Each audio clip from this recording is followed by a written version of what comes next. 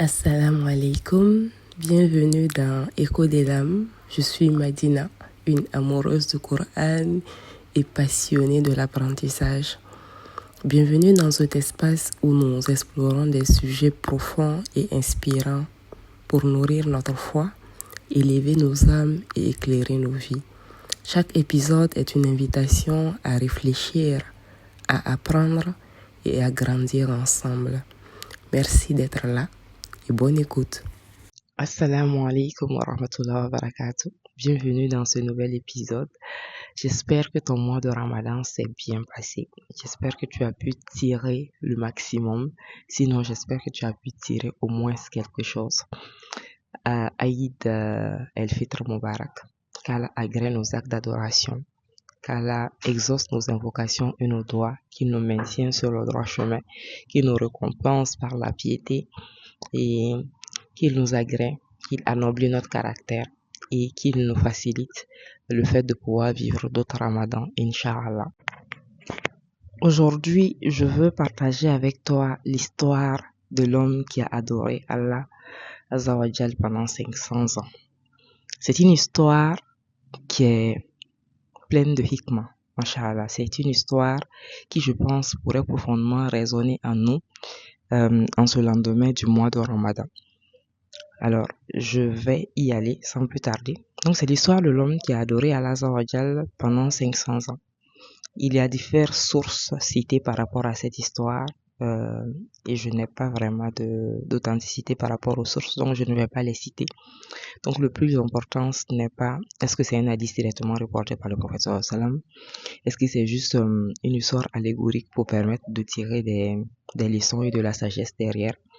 Je n'ai pas de preuves pour situer cette histoire dans l'un ou l'autre des camps, mais pour moi le plus important, mais c'est une histoire qui est beaucoup reprise par beaucoup de shourouks qui l'utilisent pour justement passer des messages et transmettre des valeurs et des enseignements. Donc le plus important ici, et ce sur quoi on va se concentrer, c'est qu'est-ce qu'on peut tirer vraiment comme sagesse et comme enseignement de cette histoire, et en quoi est-ce que cela peut nous servir en ce lendemain du mois de Ramadan. Donc l'histoire de l'homme qui a adoré Allah Azza wa Jal pendant 500 ans. Bismillahirrahmanirrahim. Donc on dit que le jour de la résurrection, on appelle un homme et Allah le Très-Haut lui dit: comment as-tu passé ta vie terrestre? Et l'homme il répond: je t'ai servi pendant 500 ans dans une île entourée de toutes parts par la mer. Je n'avais là aucune autre compagnie que ton souvenir. J'ai jeûné et prié. Enfin, je suis mort prosterné.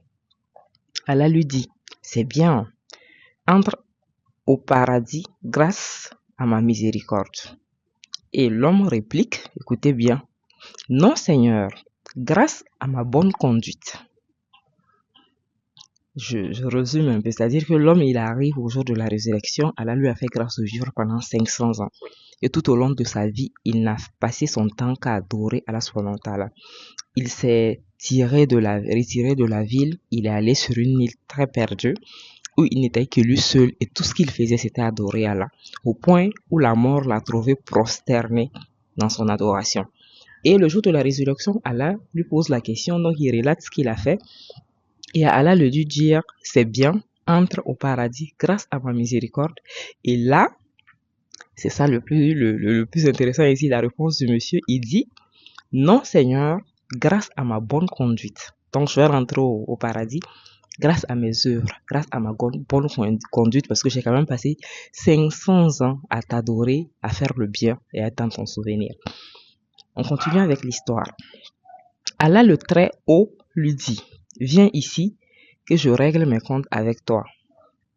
Ô mon serviteur, qui est-ce qui t'a donné la force de me servir pendant 500 ans dans une île en jeûnant et en priant? Il répond: c'est toi Seigneur. Allah lui dit encore: qui est-ce qui a fait croître pour toi un arbre de grenade qui chaque jour produisait des fruits dont tu te nourrissais?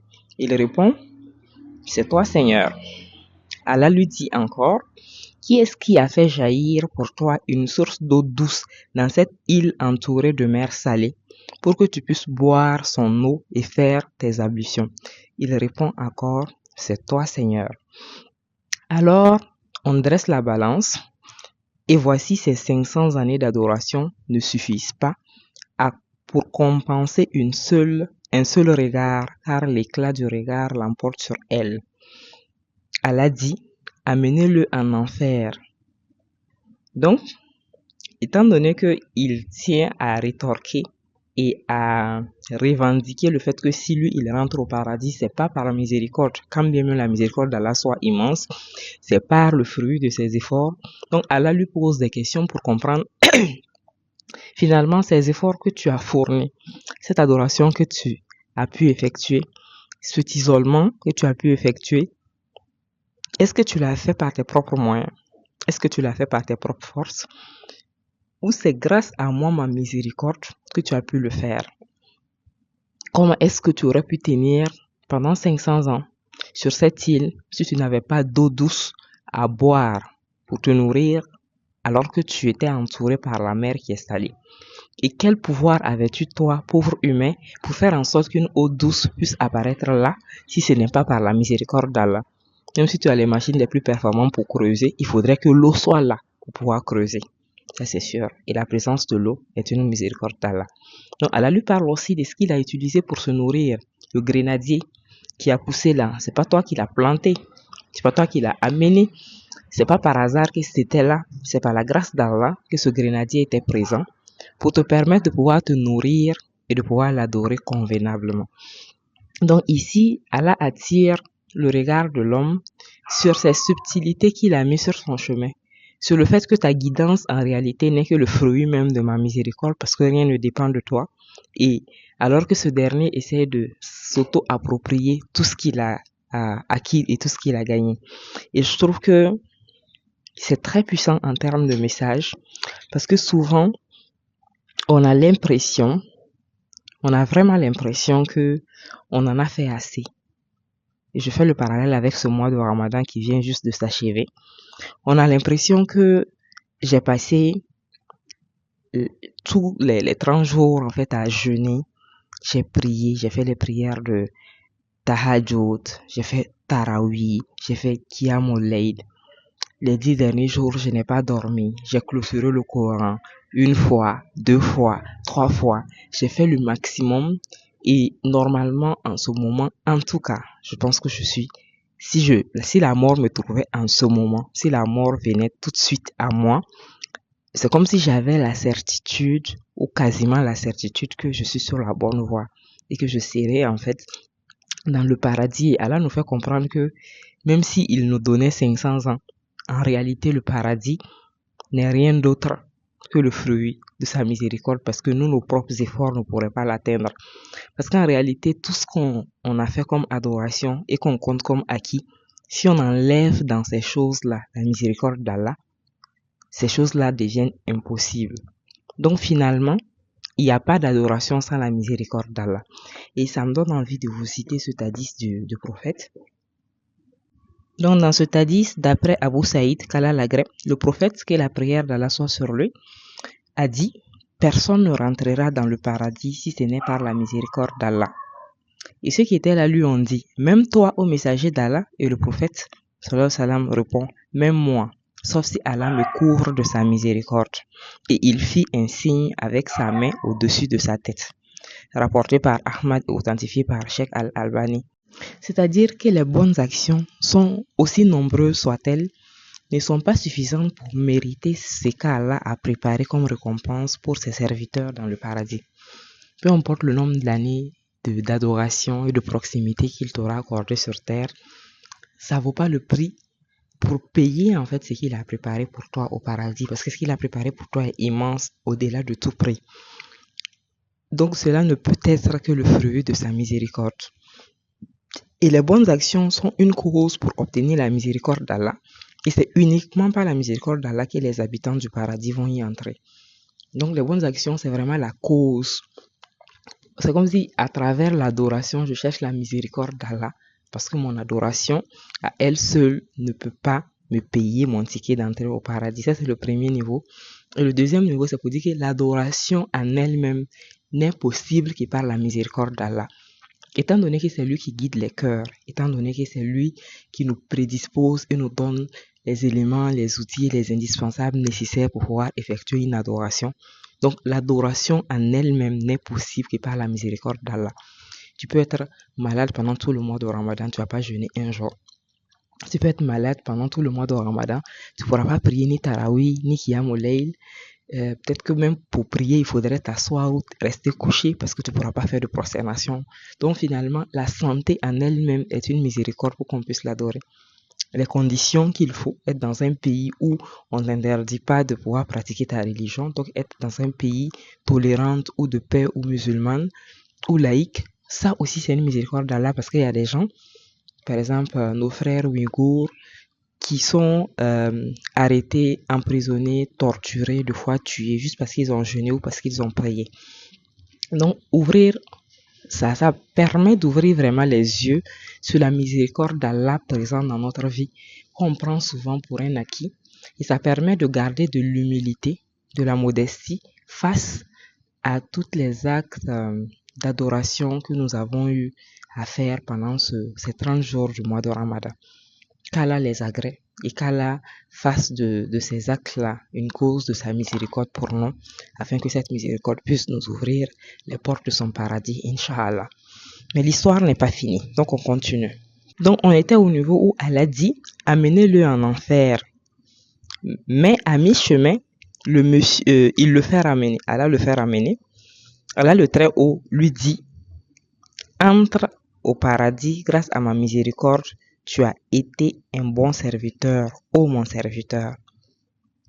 En fait, c'est un peu raccourci ici. En fait, il est dit que quand on le ramène en enfer, il se ressaisit, il commence à demander pardon. Et on le ramène et Allah lui repose la question. Et là, finalement, Allah lui pardonne et lui fait rentrer au paradis. Il y a un détail sur lequel je veux revenir dans l'histoire. En fait, il est dit et voici ces 500 années d'adoration ne suffisent pas pour compenser un seul regard, car l'éclat du regard l'emporte sur elle. Dans une variante de cette histoire, il est dit que quand ce monsieur, Allah dit finalement amenez-le en enfer, ils sont en train de l'amener et il se ressaisit, il demande pardon, il se repent, on le ramène devant Allah subhanahu wa ta'ala et Allah demande à ce que on pèse, on prend tous ses bienfaits, tous ses actes d'adoration, de servitude, et qu'on met ça sur la balance. Donc, on va prendre tout ce qu'il a fait pendant 500 années d'adoration, on va le poser sur la balance. Et Allah demande à ce qu'on prenne un œil, pas les deux, c'est-à-dire la vue, et ce qu'elle peut correspondre en termes de poids, le poids que ça apporte en termes de bienfaits. Donc, on va prendre seulement un œil, la vue, on va mettre sur l'autre balance, sur la même balance, sur l'autre côté. Et le poids de la balance va balancer du côté de sa vue. En fait, c'est pour dire que 500 années d'adoration n'auraient pas suffi à s'acheter la vue d'un seul œil. Alors que Allah t'a fait miséricorde de la vue de deux yeux, sans que tu n'aies même fait une seconde d'adoration pour lui, parce que dans le ventre de ta maman et dès la naissance, ta vue était déjà active. Est-ce que vous arrivez à voir un peu à quel point il n'est vraiment pas possible de rentrer au paradis par ses propres fruits? Parce que si on devrait faire les choses par justice, c'est-à-dire on doit être équitable et juste, et que Allah ne devrait pas nous accorder sa miséricorde, et que c'est en fonction de ce que tu apportes sur la balance vers ce que Allah t'apporte sur la balance, on regarde ce qui est positif et puis tu vas au paradis ou en enfer. Imaginez ce que ça peut représenter en termes de bienfait, le fait d'avoir ses deux yeux sans aucun problème et puis de voir, le fait d'avoir sa bouche et puis d'avoir la parole, tu peux parler, tu n'es pas sourd, tu n'es pas muet, donc tu as tes oreilles, tu entends, tu n'es pas aveugle. Imaginez ce que ça peut valoir, le fait de pouvoir respirer l'air par soi-même. Il y a des gens qui sont couchés à l'hôpital depuis des mois, depuis des années, qui sont sous respiration artificielle.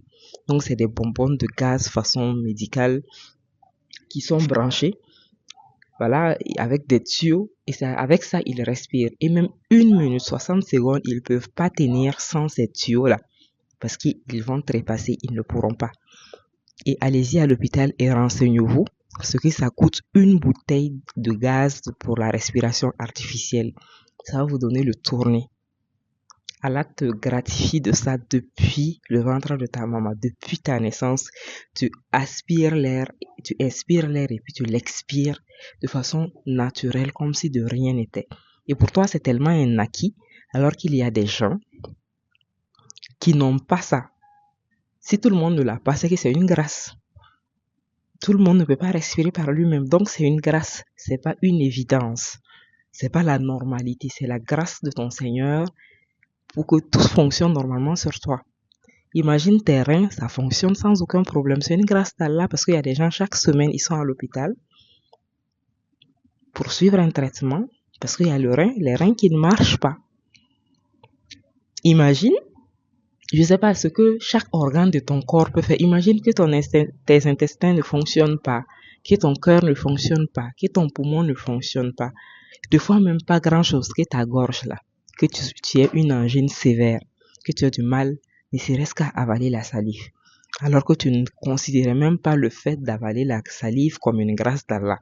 Tu ne le considérais même pas comme un bienfait. C'est quelque chose de banal, de normal. Mais quand une grosse angine te prend et que pour avaler ta salive, tu sursautes, tellement c'est douloureux, tu prends conscience du fait que rien n'est acquis, tout est miséricorde d'Allah. Rien n'est normal, c'est lui qui te le donne. Donc si toi tu passes toute ta vie à adorer Allah et que tu te dis bon c'est pas par la miséricorde que je vais rentrer au paradis, je pense que j'ai œuvré pour ça et que je le mérite, et qu'Allah dit ok, voyons ce que tu as fait pour moi et voyons ce que j'ai fait pour toi et mettons-le sur la balance. Ne considérons pas le fait que il t'a donné l'argent, il t'a donné les moyens, il t'a donné ceci, cela, enlevons tout ça. Prenons juste tout ce dont tu t'as gratifié sur le plan de la santé, sur le plan physique, qu'il pèse le poids du bienfait du regard. Parce qu'il y a des gens qui donneraient 500 ans de fortune pour recouvrir la vue. S'ils avaient une fortune qu'ils ont passé 500 années à accumuler et qu'ils perdaient complètement la vue, qu'ils ne voyaient rien, ils pourraient donner cette richesse-là, ne serait-ce que pour voir, ne serait-ce que pour respirer par eux-mêmes, ne serait-ce pour que leur rein fonctionne, que leur cœur ne lâche pas. Mais ça, toi, tu l'as. On va dire simplement, gratuitement, sans effort, tu ne t'en rends même pas compte. Quand une panarie attrape une de tes doigts, tu te rends compte à quel point le fait d'avoir des doigts comme ça sans aucun problème est une grâce d'Allah, en fait. Donc, je suis revenue sur cette histoire et je termine l'histoire. C'est-à-dire, après on pèse et le monsieur lui-même il voit que ne serait-ce que la vue qu'il avait, pas les deux yeux mais un seul œil, ces 500 ans d'adoration ne font pas assez de salaire pour payer le bienfait que ça apporte. Donc, il n'y a pas match dans le fait que je l'ai mérité. Tout est grâce d'Allah. Parce que tout ce qu'il m'a donné, je n'ai pas de prix pour le payer. Donc, il demande pardon à Allah. Il dit, Allah, par ta miséricorde, par ta miséricorde, par ta miséricorde. Il dit ça plusieurs fois. Et Allah dit, amenez-le au paradis par ma miséricorde. Donc, c'est pour nous amener, nous appeler à l'humilité, à la modestie, à la sortie de ce mois de Ramadan. C'est pour nous appeler à la constance à la sortie de ce mois de Ramadan. Qu'on ne se dise pas qu'on a fait beaucoup, qu'on ne se dise pas qu'on a fait trop et qu'on a le droit de relâcher. On a le droit de tomber un peu dans les choses pas très catholiques, dans les choses pas très haram, vous l'aurez compris, parce que on a jeûné 30 jours, parce qu'on a prié 30 jours, parce qu'on a veillé 30 jours, parce que non, même si on passait toute notre vie là à l'image de ce mois de Ramadan, ça ne serait pas assez pour nous pour entrer au paradis. Donc, œuvrons encore, œuvrons toujours afin de mériter la miséricorde d'Allah, afin que notre vie ici puisse être agréable et afin que le paradis puisse nous être offert par sa miséricorde, Inch'Allah. Donc, j'avais envie de partager cette petite histoire avec vous. Avant de clore cette séance, je vais vous partager une sagesse de Ibn Atala al-Iskandari qui dit: une désobéissance qui mène à la modestie, à l'humilité, à la remise en question est meilleure qu'une adoration qui mène à l'orgueil. Je répète, une désobéissance qui mène à la modestie, qui mène à la remise en question, qui nous rapproche davantage d'Allah subhanahu wa ta'ala parce que on se sent honteux, on a peur, donc on va faire de l'istighfar, on va prier, on va invoquer, on va demander à Allah, on va se remettre en question. Cette désobéissance-là, selon lui, est meilleure qu'une adoration qui mène à l'orgueil. Parce que le prophète sallallahu alayhi wa sallam a dit dans un hadith que une personne qui a une once d'orgueil dans son cœur n'entrera pas au paradis. Donc l'orgueil fait partie des grands péchés en islam. Donc si, parce que moi j'ai jeûné pendant 30 jours, si parce que moi j'ai prié toutes les nuits, que moi j'ai réussi à faire tous ces actes d'adoration, désormais à la sortie du mois de Ramadan, au lieu d'être plus humble, au lieu que cela me ramène mon indigence vis-à-vis de la majesté d'Allah, subhanahu wa ta'ala, si cela ne me rend pas plus conscient du fait qu'en réalité j'ai encore beaucoup d'efforts à faire, du fait qu'en réalité tout ce que Allah me donne c'est par miséricorde, du fait que la guidance qu'il m'a donnée, la constance et la discipline qu'il m'a donnée dans son adoration pendant ce mois de Ramadan est une miséricorde et que je dois l'en remercier et que au contraire cela mène plutôt à l'orgueil, c'est-à-dire que cela fait que désormais, moi, quand je marche, ma poitrine est plus enflée. Quand je parle aux gens, j'ai l'impression que moi, j'ai atteint un certain niveau de spiritualité, d'élévation et de proximité avec Allah, dans mon comportement, dans mes gestes, dans mes pensées, dans mon cœur et dans ma manière d'être avec les autres. J'ai l'impression que j'ai franchi un certain palier, que je ne suis plus au niveau des autres. Je considère que je suis un musulman trop parfait en ce moment. Donc, lui considère que cette adoration-là, cette obéissance à Allah m'a desservi. Parce que son objectif, quelque part, c'est de me rendre plus humble. C'est me rendre plus modeste vis-à-vis de la grandeur d'Allah subhanahu wa ta'ala. Parce que son adoration est censée m'ouvrir les yeux sur qui est Allah, sur à quel point est-ce qu'il est grand, est-ce qu'il est immense, sur à quel point est-ce qu'il est majestueux. À quel point est-ce que sa science est infinie, à quel point est-ce que sa miséricorde est sans limite, à quel point est-ce que en fait son omniscience et le fait que c'est lui qui est détenteur de toutes choses et que moi finalement même l'air que je respire ne m'appartient pas, même ma vie ne m'appartient pas, c'est dans ses mains et il peut me la reprendre à tout moment quand il le décide. Si mon adoration ne m'amène pas à ce genre de réflexion, si ça ne m'amène pas à plus vraiment d'humilité, de remise en question, et au fait que je me rends compte que je ne peux rien par moi-même et que tout est miséricorde d'Allah, donc cette miséricorde, je ne peux la mériter qu'à travers l'obéissance et l'adoration, donc je dois plus m'y atteler. Mais au lieu de ça, que je ne ressens pas un peu comme une fin en soi. J'ai fini le Ramadan, j'ai prié, donc la miséricorde est acquise. Elle est acquise. Non. Donc si ça m'amène plutôt dans cette attitude-là, selon Ibn Atala al-Iskandari, cette adoration est moins bénéfique qu'une désobéissance. Une désobéissance, il précise qui m'aurait amené à prendre mes ablutions et à aller me prosterner devant Allah subhanahu wa ta'ala pour lui demander pardon, qui m'aurait amené à prendre mon tasbih et puis à faire de l'istighfar sans fin, qui m'aurait amené à m'asseoir et à méditer, à me dire subhanallah, comment est-ce que j'ai pu désobéir face à Allah subhanahu wa ta'ala, comment est-ce que j'ai pu faire ça, demander à Allah et puis se demander qu'est-ce que je peux faire désormais pour m'éloigner de ce genre de voie et de ce genre de chemin.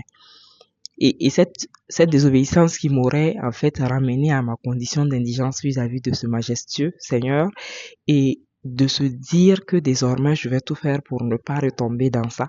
Pour lui, cette désobéissance est meilleure parce qu'elle m'a rendu plus humble, elle m'a rapproché d'Allah parce que je lui parle, je converse avec lui, je lui demande pardon, que l'obéissance qui m'aurait amené dans un sentiment de suffisance et qui finalement m'aurait éloigné de lui.